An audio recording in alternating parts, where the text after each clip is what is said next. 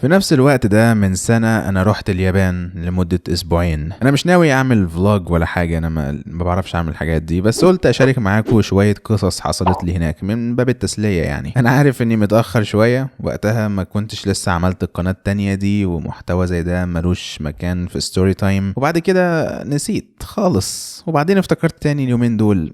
عموما الفيديو هو ده فيديو هحكي لكم فيه بعض الحاجات اللي عملتها وشفتها هناك، الحاجات اللي اتبسطت بيها والحاجات اللي اندهشت بيها. قبل ما نوصل اليابان انا ومراتي نزلنا ترانزيت في ابو ظبي، وبما ان الترانزيت كان 23 ساعة قلنا اكيد مش هنقعد كل ده في المطار. لحسن الحظ فيزا الترانزيت في الامارات سهلة، وطلعنا نتمشى شوية في ابو ظبي. وطبعا اول حاجة لاحظناها اول ما خرجنا هو ان الجو نار في شهر 12، علشان كده قررنا اننا نروح لاي شاطئ من شواطئ ابو ظبي نبلبط شويه هناك. مسحنا عرقنا اللي سايح على وشنا ودخلنا المطار، سالنا حد هناك عن اقرب شاطئ، والشخص ده قال لنا للاسف الشواطئ دلوقتي كلها مغلقه علشان احنا في الشتاء. احنا فضلنا ساكتين شوية مستنينه يضحك، لانه اكيد بيهزر، لكنه ما ضحكش، كان بيتكلم جد. عموما قعدنا نتمشى شوية في جزيرة ياس لحد ما وقت الطيارة جه، واخيرا انطلقنا ناحية اليابان. اول ما نزلنا من الطياره في مطار ناريتا اتبسطت ان الاجراءات الامنيه كلها مميكنه وسلسه وسريعه، ومفيش الراجل اللي بيقعد يتحرش بيك ده وهو بيفتشك زي اللي موجود عندنا في مصر. ولما خرجنا من المطار افتكرنا يعني ايه شتاء بعد ما ابو ظبي نستنا. الجو كان برد جدا هناك، بس مش مشكله، احنا كنا عاملين حسابنا وجايين معانا هدوم تقيله. وبكده بدات فسحتنا في اليابان. للاسف اكتر حاجه ضايقتني هي انهم لحد السنه اللي فاتت كانوا حاطين اجراءات مكافحه للكورونا كتير جدا، بالرغم من ان باقي العالم كان نسي الموضوع اصلا. في كل مكان بنخشه كان لازم نبقى لابسين الكمامه، لدرجه ان ودني التهبت من كتر ما انا كنت لابس الكمامه طول الوقت لمده اسبوعين. بس مش مشكله، خلال الاسبوعين دول احنا رحنا اماكن كتير، بس للاسف ما عرفناش نبعد قوي عن طوكيو، خصوصا ان الوقت ما اسعفناش خالص، واكتشفنا ان اسبوعين فعلا مش كفايه انك تشوف حتى 1% من اليابان. بس ال1% اللي شفناه كان مدهش بما فيه الكفايه. انا قبل ما اروح هناك وانا مدرك ان اليابان متطورة تكنولوجيا بشكل مذهل، لدرجة ان الاوروبيين والامريكان نفسهم لما بيروحوا بيندهشوا، ما بالك بقى واحد مصري. بس انا حاولت على قد ما اقدر ما بينش الاندهاش ده قدام معارفنا اليابانيين، علشان برضو ما يقولوش عليا جاهل. اليابان فعلا بتعتمد على التكنولوجيا والميكنه الاوتوماتيكيه في تقريبا كل حاجه. في كل حته بنروحها في اليابان كنا بنلاقي اجهزه ما شفناش زيها قبل كده. ده مثلا كان جهاز في اكواريوم بيدي معلومات عن السمك المعروض. احنا مش مجانين بندوس على الهوا، ده هولوجرام. نايس. وطبعا ده كله كوم، والحمامات السمارت كوم تاني. عارفين الحلقة بتاعت ساوث بارك اللي راندي جاب فيها حمام ياباني بيشطفه وينشفه لوحده وبيشغل له اغاني كمان؟ ده مش هزار، ده بجد. الحمامات في اليابان كده فعلا، ومش بس في البيوت والمنشآت الخاصة، بل كمان في الاماكن العامة زي المترو. دي مثلا كنترول بانل بتاعت حمام عمومي بتتحكم بيها في الشطافة وصوت الموسيقى. لكن في الحمامات الخاصة الاوبشنز اكتر بكتير من كده كمان، وبتعمل حاجات كتير لوحدها بشكل اوتوماتيك. بترفع غطا الحمام لوحدها اول ما تدخل، بتسخن القعدة علشان تبقى دافية لما تقعد عليها. الشطافة بتتحرك في اتجاهات كتير، بتقدر تتحكم فيهم باستخدام دي باد شبه اللي في دراع البلاي ستيشن، وكمان بتطلع هواء سخن ينشفك في الاخر. يعني انا من كتر ما الحمامات هناك ذكية انا بدأت اتكسف اقلع قدامها. عموما انا قعدت اشوف الحاجات دي واحاول امسك نفسي من اني ابان مندهش ومذهول، لحد ما حصل لي موقف كان هو القشة التي كسرت ظهر البعير. كنا عايزين نتغدى فرحنا مطعم من المطاعم العادية اللي تابعة لفرانشايز، وقعدنا على الترابيزة علشان نطلب. طبعا ما كانش فيه ويتر، كل ترابيزة عليها تابلت بيعرض كل المنيو، بتختار من عليه اللي انت عايزه والاضافات اللي انت عايزها، والطلب بيوصل للي شغالين في المطبخ. انا حاولت من جديد ما بينش اني مندهش، عادي يعني التابلت تطلب منه عادي، وطلبت وقعدت استنيت الاكل. بعد شوية الناس اليابانيين اللي معانا قالوا الاكل جه اهو. انا بصيت ورايا، اذ بيا اشوف روبوت جايب لنا الاكل. الروبوت كان عباره عن جسم طويل عليه ارفف بيتحط عليها الاطباق، وبيمشي على عجل، وعنده الشاشه من فوق عليها وش بيتغير حسب الحاجه اللي بيقولها. لما بيجي يقف قدامنا وبناخد منه الاكل بيتمنى لنا وجبه لذيذه وبيشكرنا وهو ماشي. انا فضلت متنح عليه وشايفه وهو ماشي عمال بيغني ويدندن مع نفسه في طريقه للمطبخ علشان ياخد اوردر تاني ويوديه لترابيزه تانية. في اللحظه دي انا قعدت اضحك زي اللهبل.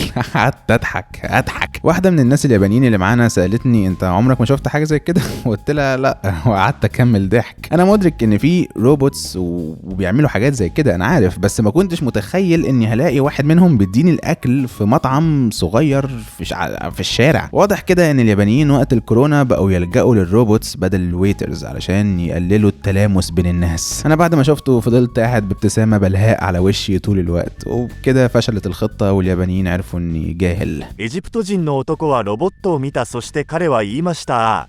お父さん、それは大きな電卓です。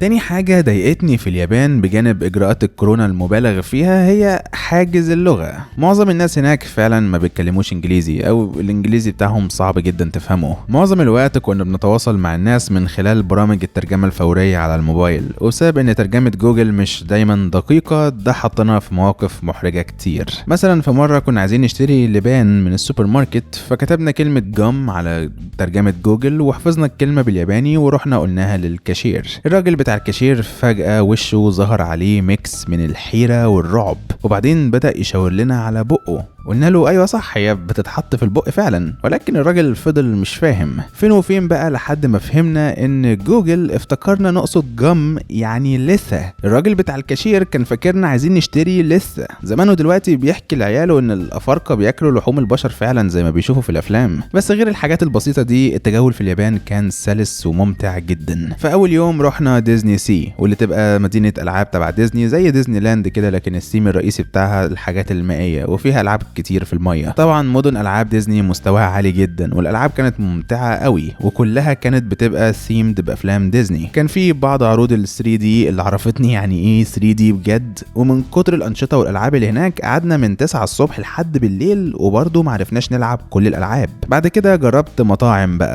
مطاعم رامن بتدي رامن شبه اللي في ناروتو كده، مطاعم سوشي، بس للاسف اكتشفت اني مش بحب السوشي. وتعشينا برضه في مطعم ياكينيكو، وطلعت روح تشوجي اللي جوايا. في يوم تاني رحنا جزيرة أودايبا، جزيرة صناعية هناك فيها تمثال حرية هاي كوبي. وبما اننا كنا في اليابان في وقت الكريسماس، شفنا احتفالات الكريسماس بتاعتهم في الشوارع. وعايز اقول لكم ان اليابانيين فعلا عندهم عادة انهم بياكلوا كنتاكي في الكريسماس. دي عادة منتشرة في اليابان كلها، لدرجة اننا كنا عايزين ناكل في كنتاكي وقتها، لكن لقينا كل الفروع كانوا قافلين الصالة من كتر ما هم مشغولين بطلبات الدليفري. وقت احتفالات راس السنة رحنا شيبويا واتمشينا فيها كتير. طبعا رحنا ميدان هاتشيكو وتصورنا جنب تمثال هاتشي، اهم جود بوي في تاريخ الجود بويز. وطبعا عدينا من شيبويا كروسنج واللي كان ضخم بشكل مخيف. عدد مهول من الناس كانوا بيعدوا في كل مره، وما كنتش مصدق عينيا لاني ما شفتش حاجه زي كده قبل كده. ولما بحثت على النت اتضح ان ده بالفعل اكبر وازحم كروسنج في العالم. وبمناسبه الارقام القياسيه، احنا طبعا رحنا برج طوكيو سكاي تري، اطول تاور في العالم. البرج ده طوله 679 متر تقريبا، وده اطول من برج القاهره مثلا ب3 مرات ونص. فاعلى دور خالص كنا قادرين نشوف تقريبا طوكيو كلها. وطبعا ماونت فوجي كنا شايفينه من بعيد. في يوم تاني رحنا المتحف الوطني هناك، الناشونال ميوزيوم اوف نيتشر اند ساينس، لان التصوير مع تمثال هاتشيكو مش كفايه، رحنا تصورنا جنب الفرو المتحنط بتاعه هو والكلبين تارو وجيرو اللي برضو معروضين هناك. بس مش هو ده السبب اللي خلاني كنت عايز اروح. اكتر حاجه كنت عايز اشوفها هناك هو احفور الديناصور الفوتاباسورس، واللي كان معروض اجزاء من الاحفور الحقيقيه بتاعته، مش مجرد تمثال، لا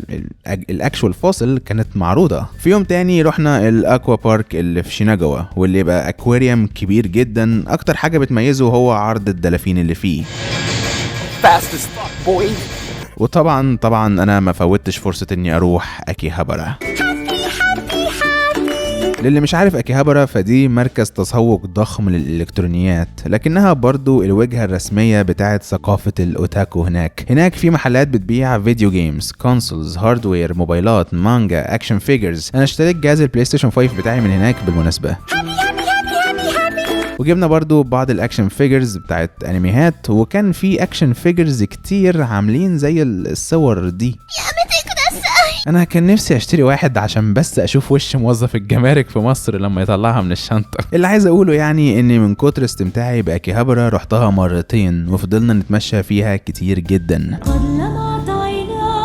معظم تنقلاتنا هناك كانت بالقطر او المترو، اللي بالمناسبه معقد جدا هناك. علشان تعرفوا معقد قد ايه، ده مثلا واحد قاعد 16 دقيقه بيشرح خطوط القطر في طوكيو. احنا غالبا ما كناش بنركب القطر الا للمسافات البعيده قوي قوي، غير كده كنا دايما بناخدها مشي. عموما احنا اتمشينا كتير في اليابان، انا ومراتي بنحب المشي جدا، وشوارع طوكيو كانت فعلا المشي فيها في قمه المتعه. احنا في مره مشينا من محطه اكيهابارا لحد محطه شيبويا، ده بتاع 2.5 ساعات مشي، وطول الطريق طبعا كنا عمالين بنجيب في سناكس نقزقزها، لان السناكس في اليابان مختلف عن اي حاجه شفتها في اي حته بجد. انا جبت معايا سناكس كتير وانا راجع لمصر، واديت حبه منهم للويجي علشان يجربهم في الفيديو بتاعه. روحوا شوفوا الفيديو صحيح، ده حلو فشخ. ده عظيم. خد واحده كمان. بالمناسبه اكياس السناكس في اليابان معظمها بيتفتح بالطول كده مش بالعرض.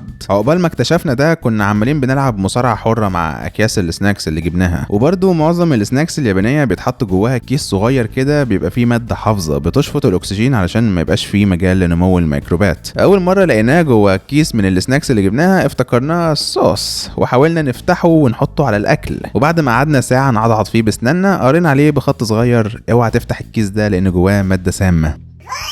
الملخص هو اني استمتعت قوي باليابان، وعايز اكونفيرم ان كل الكلام المذهل اللي بتسمعوه عنها هو مش بس حقيقي، بل في الحقيقه مش بيقدر يوصف ربع حلاوه اليابان فعلا. للاسف بسبب ظروف كتير ما قدرناش نقعد اكتر من اسبوعين هناك، واضطرينا نرجع مصر تاني في اول يناير. طبعا لما رجعنا بدانا نخطط فورا لرحلتنا الجايه هناك، لكن من ساعتها سعر الدولار فضل يقفز لحد ما بقى ناقص يقفز علينا احنا شخصيا. وطبعا من اول سعر التذاكر لحد اسعار الاقامه والفسح، الموضوع اتضح انه محتاج ثروه علشان نعرف نروح نقضي اسبوعين هناك تاني. لو عايزين جزء تاني من الفيديو ده ممكن تدوسوا على زرار السوبر ثانكس وتتبرعوا لي ب 200,000 جنيه اروح اليابان بيهم تاني، بس لو مش عايزين ممكن تدوسوا لايك بس عادي. وسبسكرايب برضو وزر الجرس، وروحوا خدوا لفه في قناه ستوري تايم لو ما كنتوش تعرفوها لسه.